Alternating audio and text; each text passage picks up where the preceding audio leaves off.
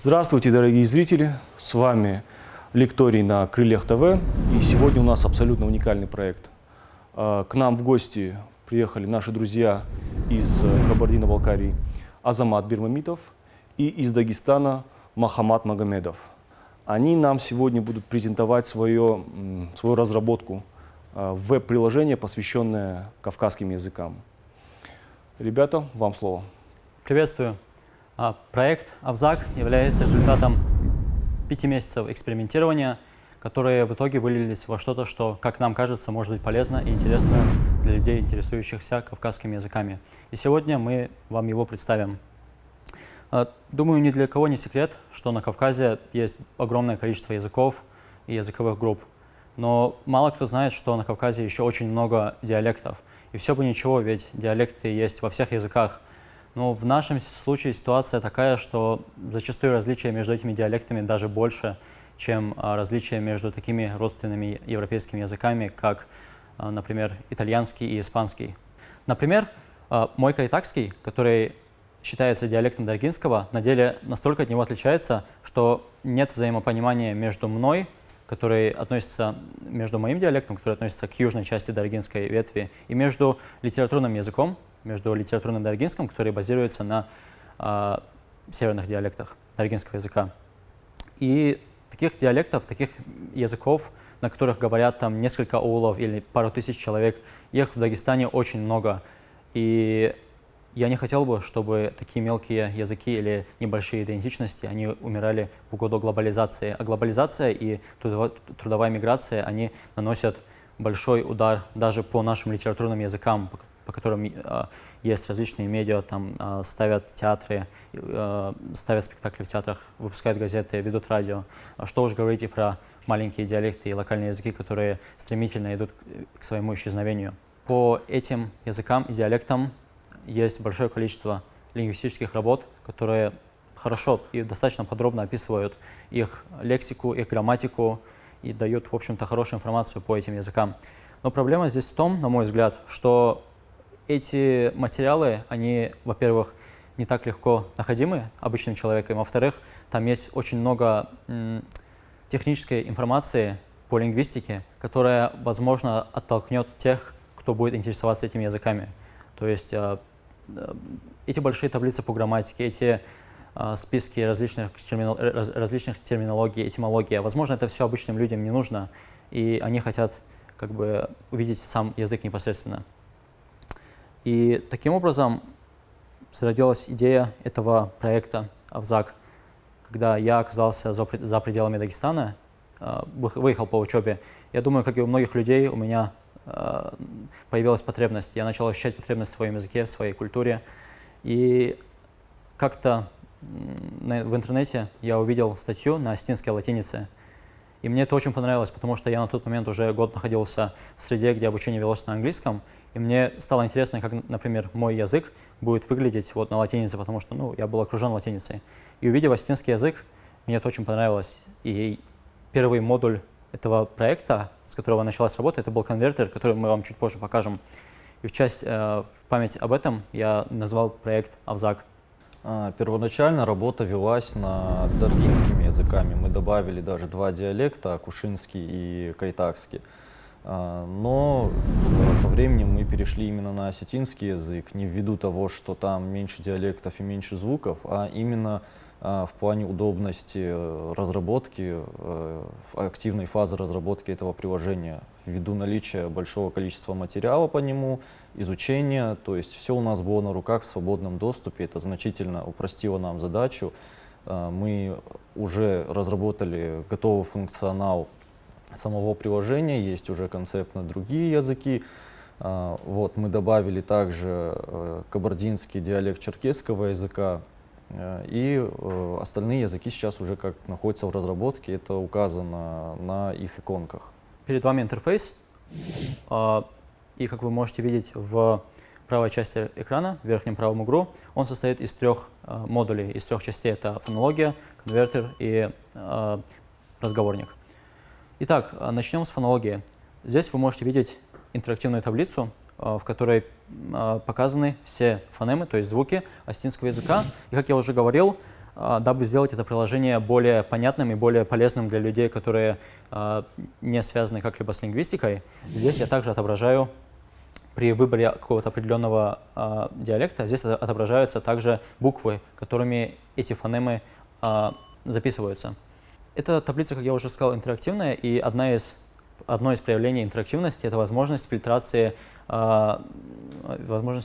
каких-то букв, то есть каких-то фонем, по их принадлежности к определенным диалектам осетинского языка. То есть в данный момент вы можете видеть, как дегорский язык включен, иронский язык исключен, и эти две фонемы, которые здесь подсвечены, они являются присутствующими в дегорском и отсутствующими в иронском.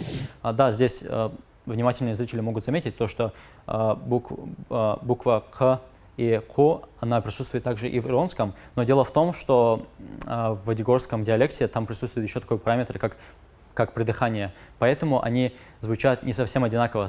Возможно, на слух они не имеют различий, но чисто с лингвистической точки зрения это разные фонемы, и что отображено в этой таблице. Также то, что может быть интересно для тех, кто уже интересуется лингвистикой, в нижней части экрана есть такое небольшое поле ввода, где человек, знакомый с параметрами этих фонем, таких как, допустим, звонкая, глухая, лабиализованная и так далее, может ввести эти параметры фонем и увидеть все эти звуки, которые соответствуют, которые подходят под этот запрос. В данном случае мы ввели эджективные, то есть вот эти абруптивные кавказские сигнатурные звуки, такие как «п», «к», «ц», и они подсветились в этой таблице.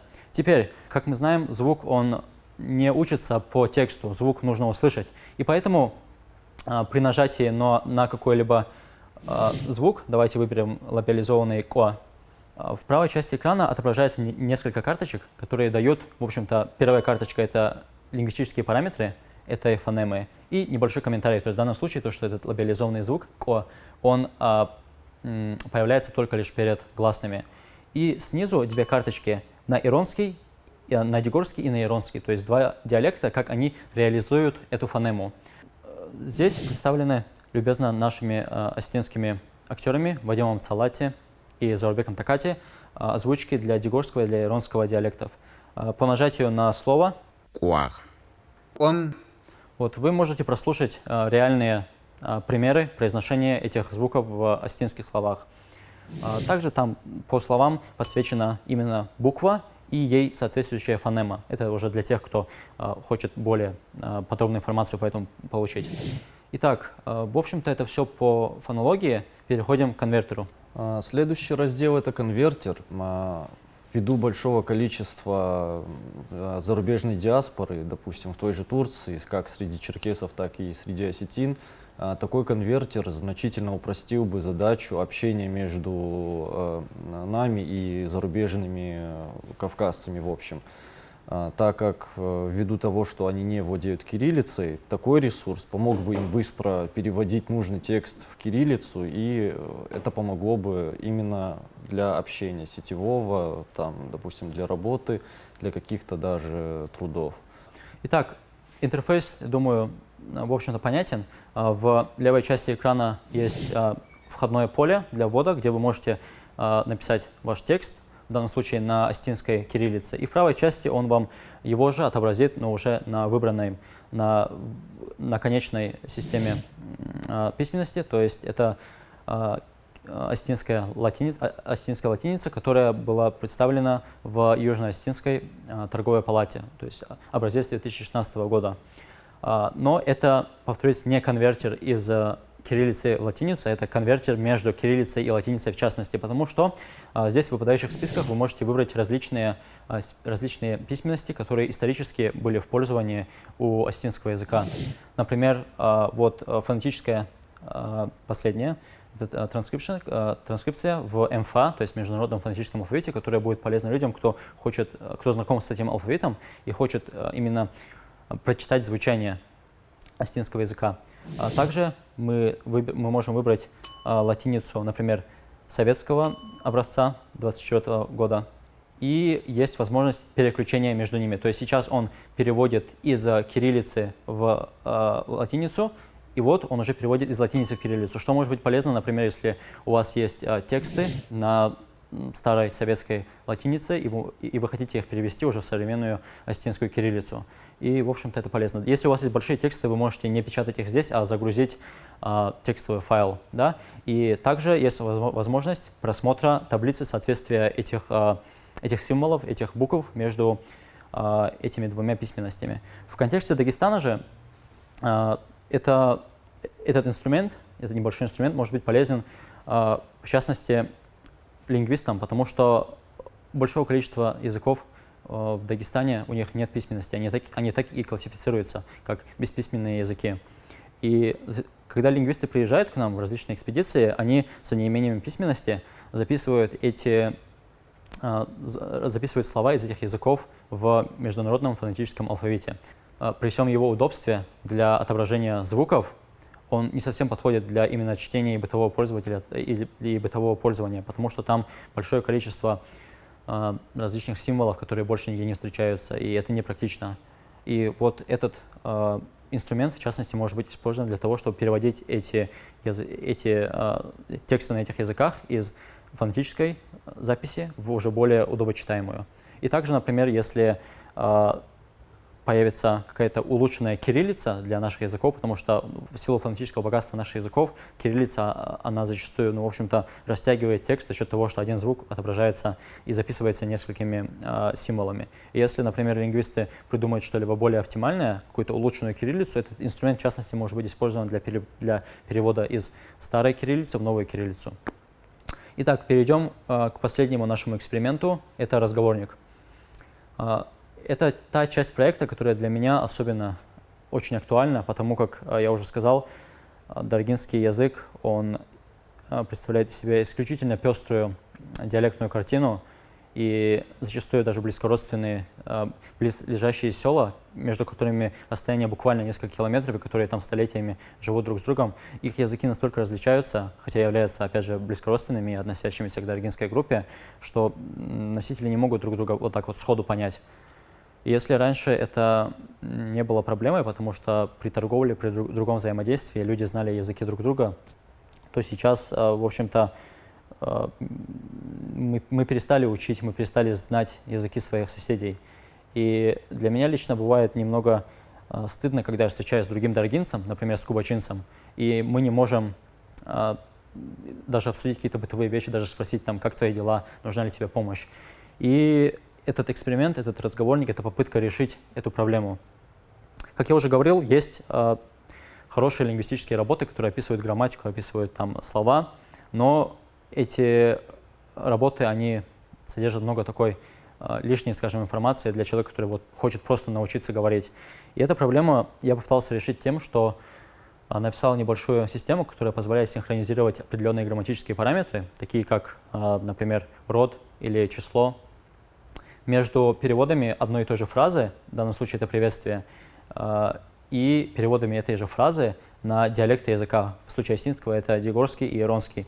Сейчас вы можете видеть то, что это приветствие, hello, оно записано в единственном числе. Но в выпадающем списке мы можем выбрать множественное число, и вот переводы этой фразы на дегорском и на иронском также приняли множественное число. Например, если в иронском мы выберем в байрают мы выберем просто пустое место, то есть как бы обращение к единственному числу, к одному человеку, то и дегорская форма примет такую же форму. Если, например, в иронском мы выберем вместо агасцу, или давайте в дегорском, если в дегорском мы выберем агасцо и поставим вместо него агасцауата, иронский язык также подстроится под ту же самую грамматическую форму.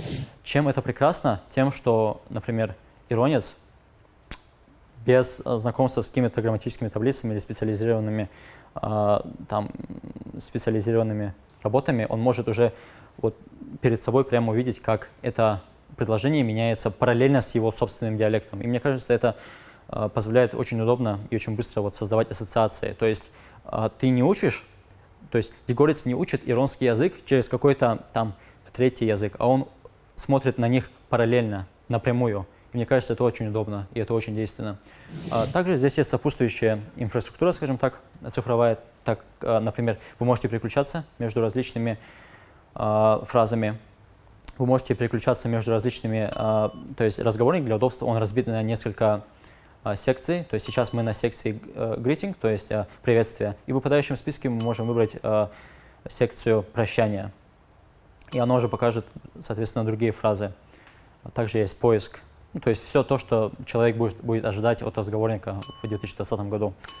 Как вы сейчас можете видеть, этот раздел он все еще не полностью заполнен, так как чисто механически вся логика есть, интерфейс есть, но мы, к сожалению, не успели заполнить материал, потому что в том виде, в котором он присутствует сейчас, он был реализован меньше, чем неделю назад, потому что вся наша работа, вот, она проходила в таком режиме эксперимента. То есть мы что-то делаем, тестируем, смотрим, если это нравится, если это удовлетворяет те потребности, те проблемы, которые мы пытаемся решить, мы это оставляем. Если нет, тогда мы вот переделываем его.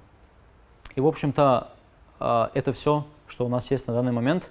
В будущем, конечно, хотелось бы, во-первых, добавить другие языки кавказские, потому что сейчас, ну, в общем-то, у нас там были несколько дагестанских языков, осетинский и черкесский. А как мы знаем, на Кавказе очень много языков, помимо этих, и их тоже очень нужно добавить.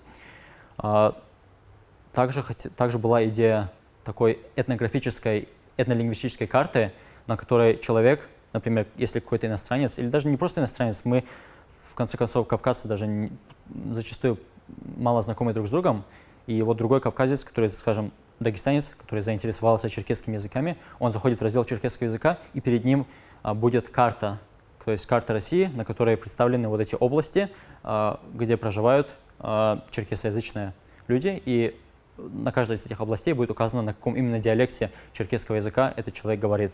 И также хотелось бы добавить, конечно, словари, потому что если в осетинском языке с этим проблем нету, то по большому количеству вот этих малочисленных дагестанских языков словарей нету. Либо они есть, но они есть в составе каких-то докторских диссертаций, которые, ну, ты с собой в кармане не понесешь, ты там по ним поиск не осуществишь. Это не совсем удобно, и нам хотелось бы как-то это облегчить для тех, кому это интересно.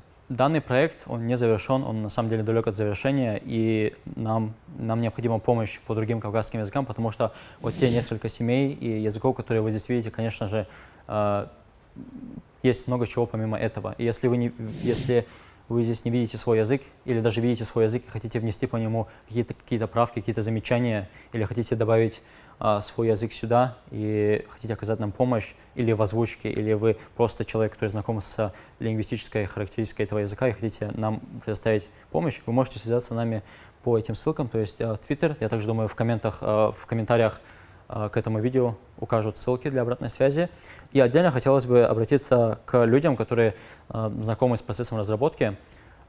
Весь программный код, все материалы, они в открытом доступе, и любой желающий при наличии необходимых навыков может взять этот проект за основу и на его базе построить что-то, что может быть полезно или что может быть, в общем-то, что может более подходить под его конкретный язык. Или может обратиться мне, и я постараюсь выделить время под то, чтобы добавить там отсутствующую функцию.